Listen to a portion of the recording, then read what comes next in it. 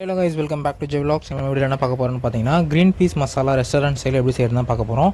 வாங்க வீடியோக்குள்ளே போகலாம். வீடியோக்குள்ளே போகிறது நம்ம சேனலில் சப்ஸ்கிரைப் பண்ணாமல் பார்த்துருக்கீங்க அப்படின்னா நம்ம சேனலை சப்ஸ்கிரைப் பண்ணிடுங்க. அப்போ தான் நான் போகிற வீடியோஸ் எல்லாமே ரெகுலராக உங்களுக்கு வரும். ஃபஸ்ட்டு ஒரு பேன் எடுத்து ஹீட் பண்ணிவிடுங்க.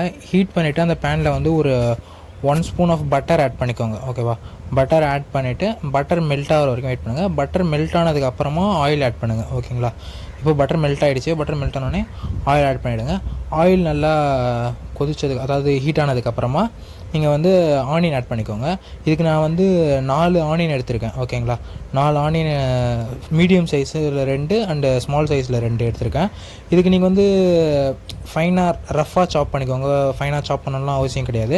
ஏன்னா எல்லாத்தையும் நம்ம பேஸ்ட்டாக தான் ஆக்க போகிறோம். அதனால் வந்து நல்லா வதக்கிட்டு அண்டு அது கூட வந்து 2 பச்சை மிளகா வந்து கீரி போட்டு அதையும் வதக்கிடுங்க. அண்டு 3 தக்காளி எடுத்திருந்தேன். ஓகேங்களா, ரெண்டுமே வந்து மீடியம் சைஸ் தக்காளி, மீடியம் சைஸ் ஒரு சின்ன தக்காளி. ஓகேவா, அது எல்லாத்தையும் எடுத்து சேர்த்து இது கூட எல்லாத்தையுமே ஒன்றாவே போட்டு வதக்கலாம். தனித்தனியாக வதக்கணும் அண்டு இப்படி தான் கட் பண்ணணும்லாம் எதுவும் கிடையாது. ஸோ எல்லாத்தையுமே நல்லா வதக்கிடுங்க. நல்லா வதங்கினதுக்கு அப்புறமா இந்தமாரி ஸ்டேஜில் வந்து ஒரு 1 ஸ்பூன் வந்து சில்லி பவுடர் ஆட் பண்ணிக்கோங்க. ஓகேங்களா, அண்ட் அது கூட அப்புறமா வந்து ஒரு 1/2 ஸ்பூன் ஆஃப் மஞ்சத்தூள் அதை ஆட் பண்ணிக்கோங்க.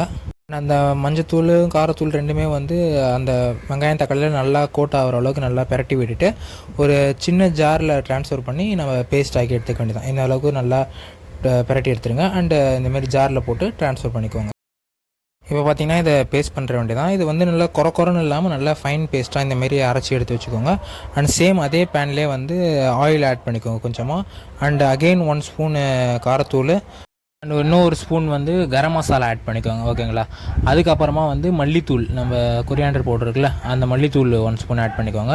அண்டு வந்து நம்ம எடுத்து வச்சுருக்க அந்த பேஸ்ட்டு அரைச்சி வச்சுருக்கோம்ல, அந்த பேஸ்ட்டு அதை கூட ஆட் பண்ணி அதில் நல்லா வதக்குங்க. இப்போ வந்து அந்த ரா ஸ்மெல் போகிற அளவுக்கு நம்ம வதக்கணும். ஓகேவா, ஏன்னா நம்ம ரொம்ப டீப்பாக நம்ம பேஸ்ட் பண்ணுறதுக்கு முன்னாடி குக் பண்ணல. ஸோ இப்போ அது நல்லா அந்த ரா ஸ்மெல் போகிற அளவுக்கு, அந்த மசாலா ஸ்மெல் அண்ட் நம்ம ஆனியன் தக்காளி அதோட ரா ஸ்மெல் எல்லாமே போகிற அளவுக்கு நல்லா குக் பண்ணிகிட்டே இருங்க. நல்லா குக் பண்ணிவிட்டு இப்போ வந்து க்ரீன் பீஸ், நம்ம பச்சை பட்டாணி இருக்குல்ல, அதை ஆட் பண்ணிக்க வேண்டியதான். அண்ட் வந்து நீங்கள் இதை அவிச்சும் போட்டுக்கலாம். அப்படி இல்லை எனக்கு இதிலே போட்டு கொதிக்க வைக்கிறதுனாலும் நான் இப்போ இதிலே போட்டு தான் வேக வைக்க போகிறேன். ஸோ நம்ம எவ்வளோ பட்டாணி தேவையோ அந்த பச்சை பட்டாணி நம்ம எதுக்கு ஏற்ற மாரி நம்ம ஆட் பண்ணிக்க வேண்டியதான். ஆட் பண்ணி மசாலா எல்லாமே வந்து அந்த பட்டாணியில் வந்து கோட்டாள அளவுக்கு எடுத்துகிட்டு ஒரு சொம்பு தண்ணி வந்து ஆட் பண்ணி டைல்யூட் பண்ணிக்கோங்க. அந்த பேஸ்ட்டை டைல்யூட் பண்ணிவிட்டு நம்ம கொதிக்க போகிறோம். ஏன் தண்ணி ஆட் பண்ணோம்னா, இப்போ நம்ம இதில் தான் வேக வைக்க போகிறோம். நம்ம வேக வச்சுட்டோம் ஆல்ரெடி போடுறோம் அப்படின்னா நம்ம தண்ணி ஆட் பண்ண தேவையில்ல. ஸோ இதை நம்ம போட்டு வேக வச்சு கொஞ்சம் கொதிக்க விடுவோங்க.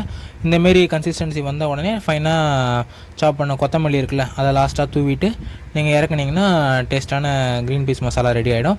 அண்ட் ஃபைனலாக வந்து ஒரு 1 ஸ்கூப் பட்டர், அந்த சின்ன க்யூப்ஸ் பட்டர் வரும்ல, அதிலே வந்து லாஸ்ட்டாக ஒரு பட்டர் பீஸ் போட்டு நீங்கள் க்ளோஸ் பண்ணி வச்சுருங்க.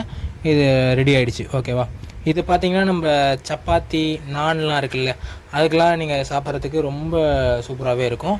நீங்கள் இதை ட்ரை பண்ணி பார்த்துட்டு எப்படி இருக்குன்றத கமெண்ட்டில் சொல்லுங்கள்.